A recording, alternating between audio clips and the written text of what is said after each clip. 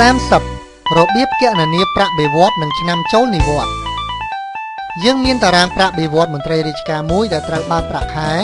និងកំណត់ឆ្នាំចូលនិវត្តន៍របស់ពួកគេដែលបុរសត្រូវចូលនិវត្តន៍នៅអាយុ60ឆ្នាំហើយស្ត្រីចូលនិវត្តន៍នៅអាយុ50ឆ្នាំ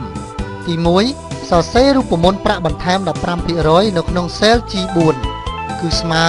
ប្រាក់បៀវត្សគុណនឹង 15% រួចចុច Enter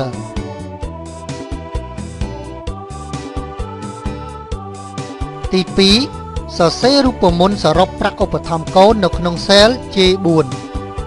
គឺស្មើនឹងចំនួនកូនគុណនឹងទឹកប្រាក់រួចចុច Enter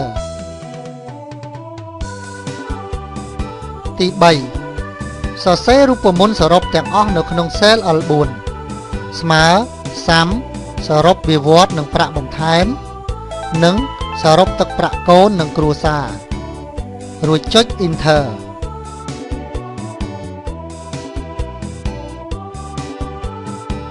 4ចុចនៅលើ cell M4 ហើយចុច Control លេខ1ចុចនៅលើ Number ចុចនៅលើ Date ដើម្បីកំណត់វាឲ្យទៅជាកាលបរិច្ឆេទហើយចុច OK បន្ទាប់មកសរសេររូបមន្តឆ្នាំចូលនិវត្តន៍ដូចតទៅប្រសិនបើ C4 ស្មើនឹងភេទប្រុសគឺថ្ងៃខែឆ្នាំកំណើតបូកនឹង60ឆ្នាំ